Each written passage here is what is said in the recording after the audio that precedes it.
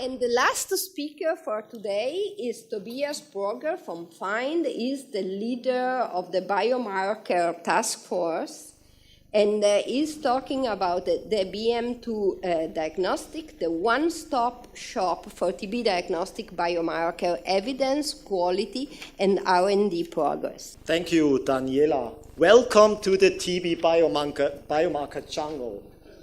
Okay.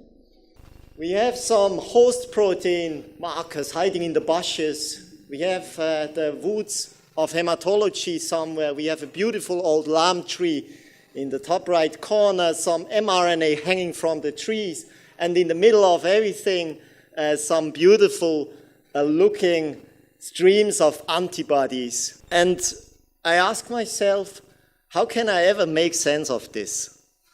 And actually, even more importantly, what are the most promising markers for TB diagnostics to meet the TPPs? This slide summarizes the problem in a bit more formal way, I would say. So we have numerous reports on TB biomarkers, but as I think also Jim said, many of those studies actually fail to articulate the intended use case and the TPP. They do a relatively biased assessment, and often they use all types of samples and too few of them.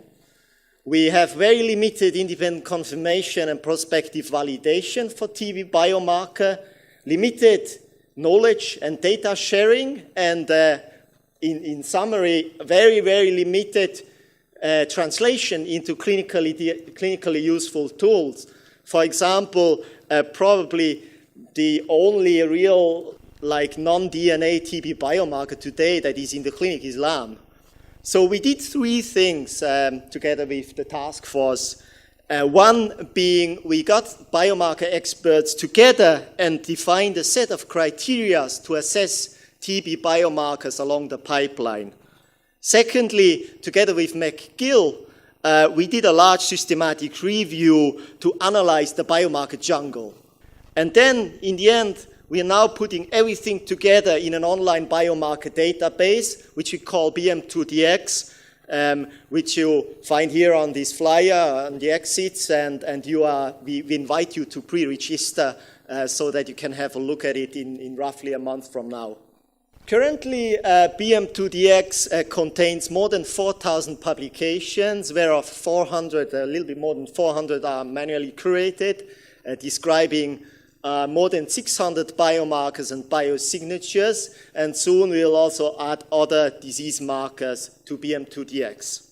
To bring in some structure, we classified biomarkers. I'm not going to go into details on these slides.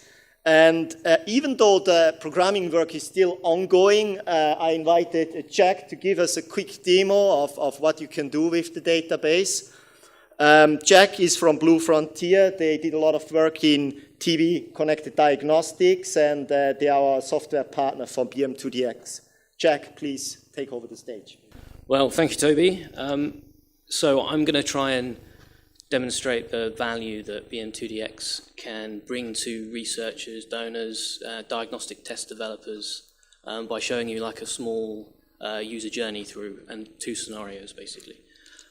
So first off, I wanted to show you the pipeline, which is this area up here. It's split up into 4 distinct stages. The first stage being discovery. Now you'll notice that there's no data in this at the moment. This stage shows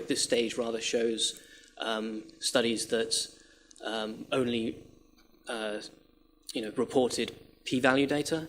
We're currently in the process of actually curating the data, so we haven't actually got anything in this stage at the moment. But just to explain why it's blank. The second stage, confirmation and validation, shows studies that have reported diagnostic sensitivity and specificity data.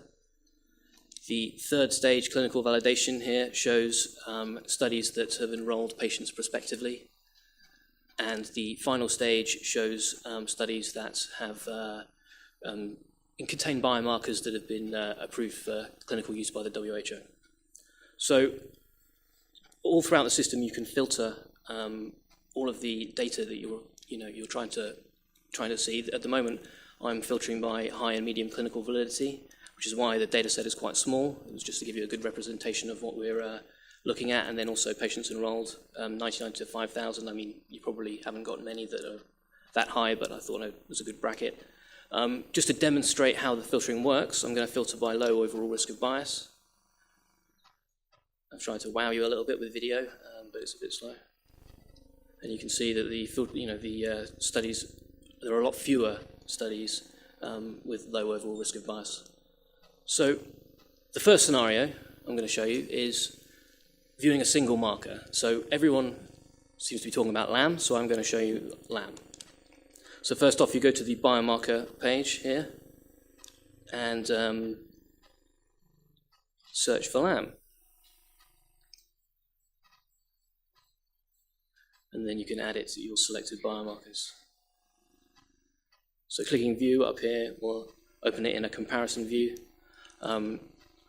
I'm only going to show you LAM at this stage, but you can also add other biomarkers to it. So here I'm searching for IP10 using this autocomplete drop-down, and then you can add it into your selected biomarkers up here. But as I said, I'm going to remove that and just show you LAM for now. So removing it does happen. There you go. And then I'm going to show you LAM for now. So this is what the comparison view looks like. At the moment, we've got the comparative analysis table. This basically looks like the systematic review, but you can filter the data dynamically, so you can see exactly what you want to see. The risk of bias section here shows 6 qual-ask questions which get answered during data curation. So the green plus shows low risk of bias, and the red minus shows high risk of bias. Then we've got the sensitivity and specificity forest plots, and the clinical validity of the study based on WHO target product profiles. Green shows that it performed optimally. So, underneath the comparative analysis table, we have a sensitivity and specificity plot, which will appear. This shows the same data as the table above, but it's just another interesting way of representing it. We've also got the pipeline again showing just LAM biomarkers. So, as I said before, you can filter all of the data. So I'm going to filter by urine and only show high, medium clinical validity studies, and that's not true. I'm going to show low clinical validity studies and low overall risk of bias. And you'll see that you only get the data that you've asked for, and also on the pipeline.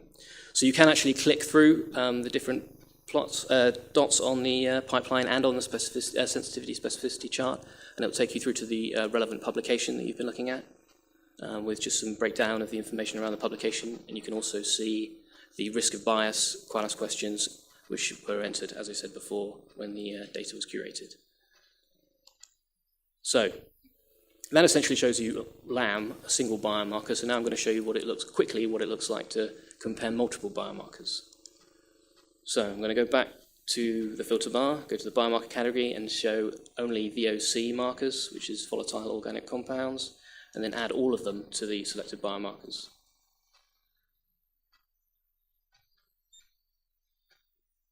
So like before, you get the comparative analysis table, this time showing all of the data, and sensitivity specificity graph showing all of this data as well, and the pipeline showing all.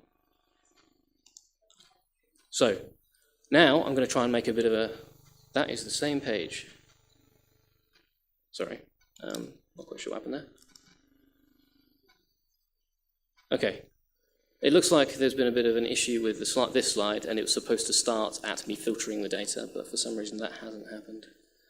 So probably can't show it to you without us waiting for it to all go through all over again. Anyway, Toby, probably have to pass it to you. Sorry. Yeah, no problem. That was supposed to show the all VOC markers, and then you can filter by risk of bias, obviously. So it was going to show 3 markers that were all of the low risk of bias markers. Essentially, were, while they were good quality studies, they were only relatively low clinical validity. But you can see it represented on the chart, essentially. Thank you so much.